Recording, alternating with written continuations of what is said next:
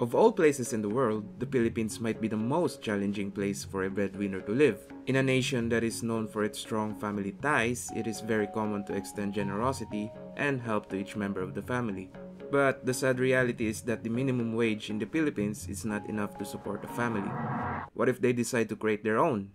It's likely they'll get a second job or work abroad. The movie we're going to talk about focuses on that situation.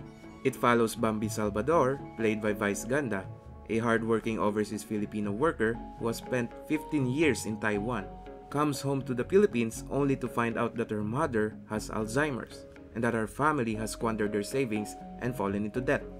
So, they devise a plan to cover it. But first, Bambi must fake her death.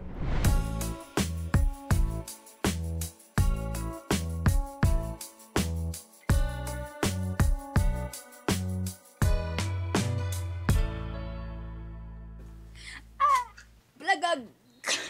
So, ngayon, i-discuss natin yung specific scene na pinili namin from the film. Pwedeng magpahinga talaga. Ano ba yung pahinga? Ano nga ulit yun?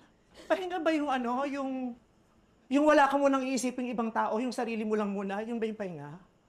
Ano ba yung ibig sabihin ng pahinga? Kasi hindi ko na alam dahil ang tagal ko nang hindi ginagawa yun eh. Kasi hindi ko naman pwedeng sabihin sa pamilya ko na, sandali lang ah, huwag muna kayong magugutom ah, huwag muna kayong kakain kasi pagod na pagod ako, magpapahinga lang ako kahit sandali lang. Hindi ko pwedeng sabihin. Hindi ako pwedeng huminto, dapat tuloy-tuloy! Kung huminto ako, sinong gagalaw? Wala namang kikilos, di ba? Ba't ako na lang? Ba't ako lang mag-isa? Sino ba nagsabi pag breadwinner ka dapat isa lang? Sino ako lahat? Binigay ko lahat ng sinabi mo na kailangan mo. Di ba? Lahat ng bilan nyo, lahat ng hiniling nyo, ginawa ko. Ano bang akala nyo sa akin? Hindi ako bangko. Hindi ako bangko. Alkansya lang ako. At isang beses nyo lang ako pwedeng pakinabangan. Ubos na ako! Ano pang silbi ko ngayon? Di ba wala na? Wala na akong silbi. Yung totoo, Kaya nga ginaganyan-ganyan niyo ako ngayon kasi wala na akong silbi, di ba? Kaya nga sinasagot-sagot mo na ako kasi wala na akong pakinabang! Ano pang pakinabang ko? Hindi ko na alam kung ano pang parte ko sa pamilyang to. Miss Maan, ano tingin mo yung paborito mong character? Yung may dating talaga sa'yo? For me, si Boy. Parang saludo ako sa ginawa niya kasi matapang siya. Then, sinabi niya doon na ayaw niya maging si Bambi. Kasi ayaw niya mag-shoulder lahat ng problema.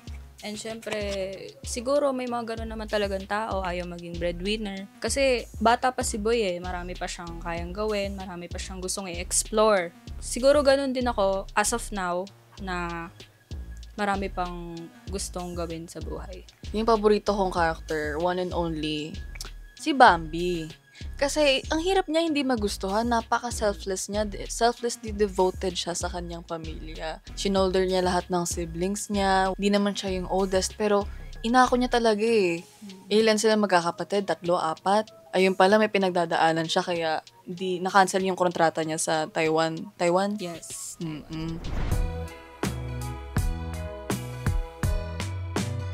I think I would say may isa lang hindi.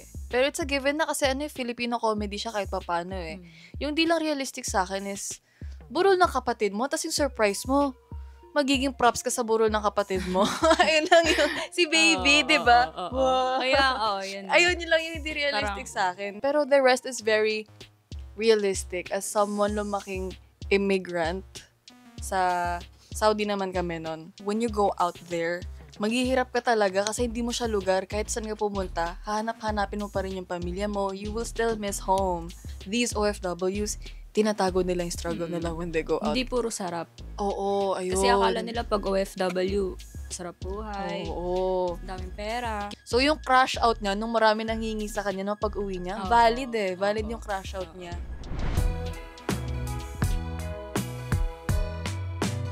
Yung line na nag-stand out sa akin yung bandang dulo na hinahanap nila yung si Ma'am C, yung nawala siya.